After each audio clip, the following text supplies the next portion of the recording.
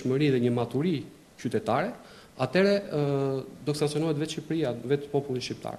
Kështu që populli shqiptar i takon sot të jetë i parë punës i përgjegjshëm, inteligjent dhe mbi gjitha qytetarë.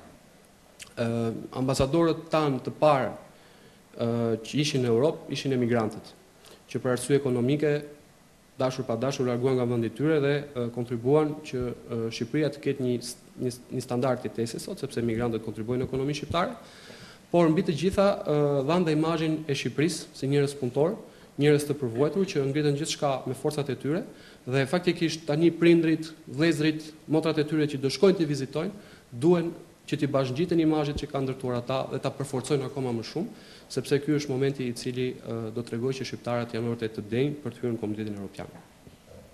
Nëse keni diçka tjetër për të shtuar. Thjesht doja t'ju uroja të gjithë shqiptarët për këtë lëvizje të lirë dhe shpresoj që ata të përfitojnë, sidomos ata që janë ndarë nga familjarët për shumë vite që nuk kanë pasur mundësi të takojnë etj. Do jetë një moment emocionues.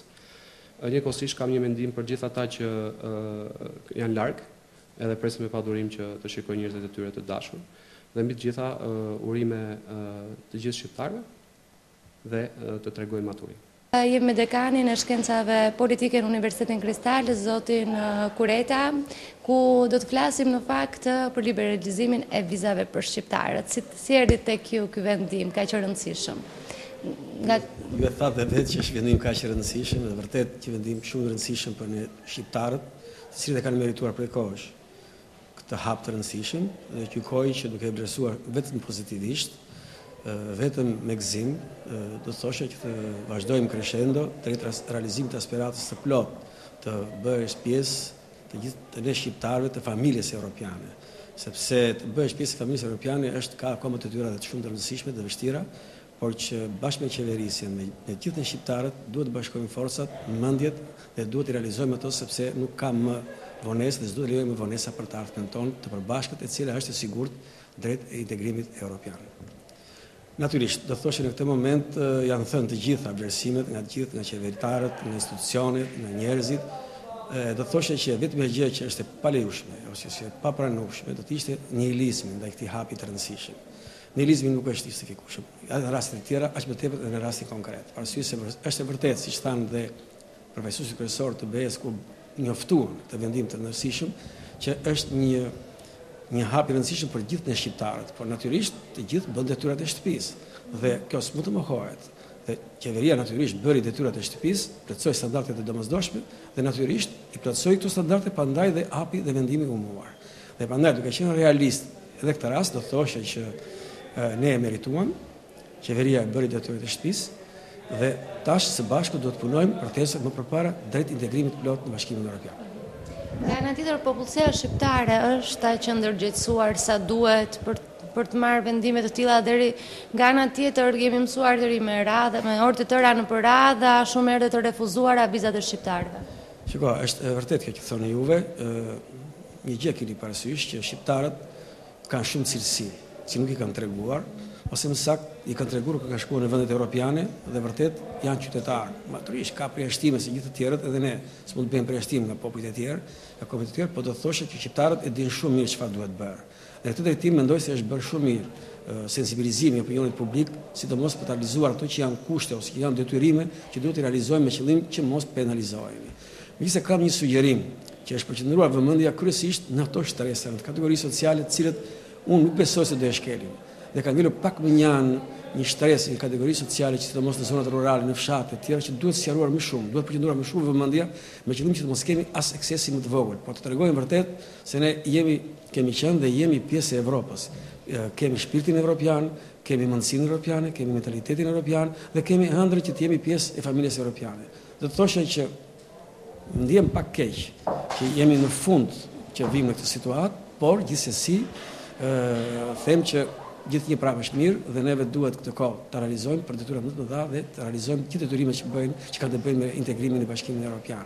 Megjithatë, do të thoshja që shqiptarët e meritojnë, sepse kanë vojtur shumë, kanë qenë shumë kufizuar, kanë qenë shumë penalizuar, ka qenë dhe do të thoshë diskriminuar, domethënë në radhat e gjata që mbanin për të marrë një vizë, mentalitetet deri dhe në koston financiare që kishim për të realizuar një të drejtë, një lëvizje të lirë që është brenda konceptit evropian, që qytetarët janë të lirë, kanë të drejtë të lëvizin kultura, njerëzit të lirshëm, mallrat, kapitalet, dhe brenda këtij koncepti, pra do ta thosha që jemi pak të vonuar, por prapë është jemi brenda kohës, brenda trendit që ecën drejt integrimit evropian të gjithë zonës europiane.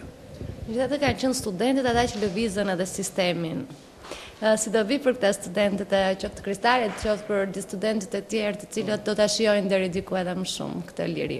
Natyrisht, të rinjt do ta shijojnë, po mos harroni që ne shqiptarët jemi shumë familjar dhe hapja e shoqërisë tonë dhe rrëzimi i komunizmit bëri që qytetarët të lëvizin vrullshëm, ndonjëherë dhe dhunshëm, me shumë probleme, dhe tani kjo lëvizje lidur të krijojë mundësi që ata të kontaktojnë edhe në rrugë familjare, do të plotësonte interesa të rëndësishme, dhe jam i sigurt që shqiptarët do të tregojnë të shpirtëruar dhe të respektojnë detyrimet që kërkohen në këtë lëvizje të lirë. Edhe një urim, një mesazh të fundit nga ju? Urimi më është ky, të tregojmë qytetarë siç jemi, të tregojmë të përgjegjshëm, të tregojmë të kulturuar në respektimin e detyrimeve dhe të plotësojmë të gjitha kërkesat që na kërkohen dhe të realizojmë shkëmbimin e kulturave, të provojave, të njohim sa më shumë realitetin evropian, sepse kështu do të shërbejmë më shumë zhvillimit të rendit të shoqërisë tonë, të ekonomisë tonë, të kulturës tonë, të gjithë sistemit që përbën shoqëria jonë, e cila është një shoqëri tashmë demokratike e pakthyeshme, dhe ajo do të thoshë është që klasa politike, që mos opozita, të jetë më realiste, larg nihilizmit, larg bllokimit, po të jetë pjesëmarrëse në realizimin e detyrimeve që duhet për të integruar në Bashkimin Evropian.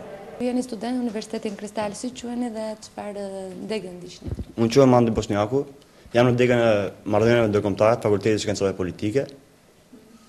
Aktualisht në vit 3, shpresojmë diplomohemi. Si e pritet liberalizimin e vizave për shqiptarët? Si erdhi tek kjo? Liberalizimi i vizave tek unë, domethënë, është si një rikthim i drejtës legjitime të shqiptarëve që ka pasur që në kohën e Ahmet Zogut. Një drejtë që mohua pas 50 vjetëve të komunizëm dhe 20 viteve demokraci jo të konsoliduar, pastaj që u rikthyer prapë shqiptarëve, duke dhënë drejtën që të kthehemi sërish me familjarët e tyre që janë jashtë, ose duke dhënë mundësinë të shohin vendet e Bashkimit Evropian. Ju vjen ndërmend studentët e parë të cilët në vitin 1990 ishin të parët ata që donin të përqafonin Europën. Edhe si ndjeni ju sot që jeni student, por tashmë keni të realizuar? Sot ndjehem pak më afër atyre dhe plotësimin e idealit, domethënë studentëve të parë demokracisë, dhe ndjehem fundit i lumtur që mund të shoh dhun vendet antarë të Bashkimit Evropian, domethënë pjesë ku jemi edhe ne, si në ardhmën gjeografike, po. Keni të afër jashtë Shqipërisë? Kam motrën, dhe shpresoj që mund të shkoj dhon këtë verë, se ndoshta kur të kem mundësi.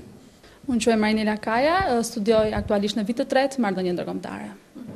Atëherë, si erdhi tek ju liberalizimi i vizave, si u ndje dhe çfarë informacioni përteksa ju dispononi për rregullat, për mënyrën se si do të kalohen tashmë pa viza kufit?